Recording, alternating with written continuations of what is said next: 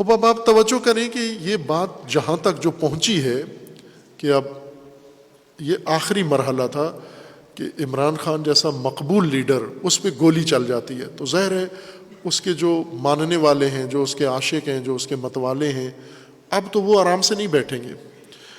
اور یہی ہوا، فوراً دوسرے دن انہی کی پارٹی کے ایک سینئر رکن نے، بلکہ دو نے، فواد چودھری صاحب نے اور اسد عمر صاحب نے، لوگوں کو کہا، جوانوں کو کہا کہ اب اٹھو، نکلو اور ان قاتلوں کو جا کر مارو۔ قاتلوں کا نام بھی بتا دیا کہ یہ فائرنگ کس نے کی ہے اور کس نے کروائی ہے۔ کہا شہباز شریف نے جو وزیر اعظم ہیں، رانا ثناء اللہ نے جو وزیر داخلہ ہیں، اور ایک فوج کے جرنیل ہیں میجر جنرل فیصل، ان تینوں نے یہ فائرنگ کروائی ہے، لہٰذا ان پر جا کر حملہ کرو۔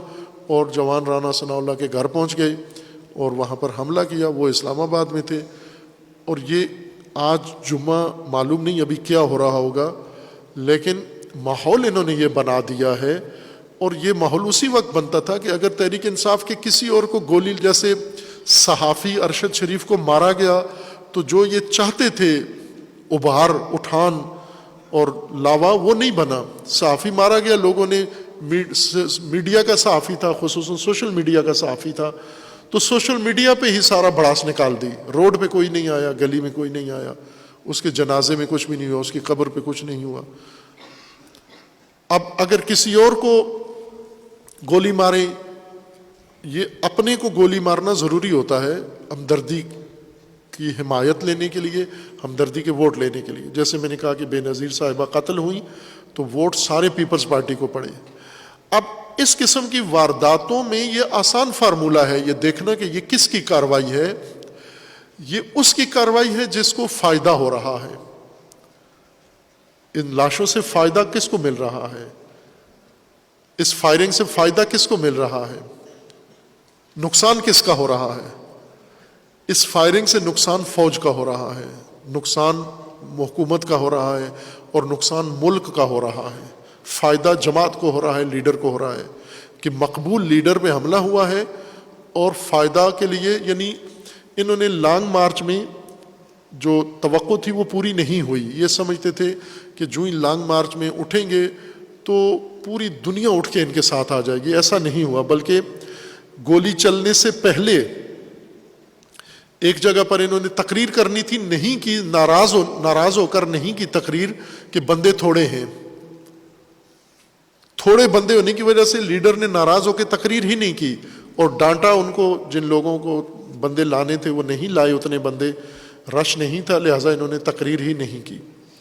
اور جب چلے ہیں اس وقت سے بھی یہ میڈیا بھی بیان کر رہے ہیں، سارے لوگ کر رہے ہیں کہ جتنی انہیں توقع تھی ان کے ساتھ لوگ آئیں گے، ساری قوم اٹھ کے کھڑی ہوگی، وہ نہیں ہوا۔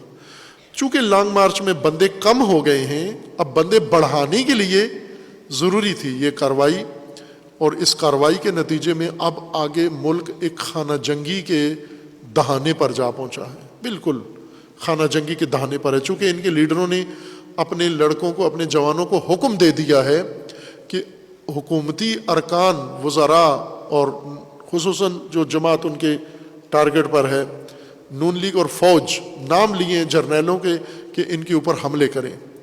خوب ظاہر ہے یہ ہوگا، یہ کام کسی بھی جماعت کے اندر ایسے جنونی، جاہل، بے قابو لوگ موجود ہوتے ہیں کہ جو اٹھ کے کسی کا بھی خون گرانا پاکستان میں آسان سمجھتے ہیں، کوئی مشکل کام نہیں ہے۔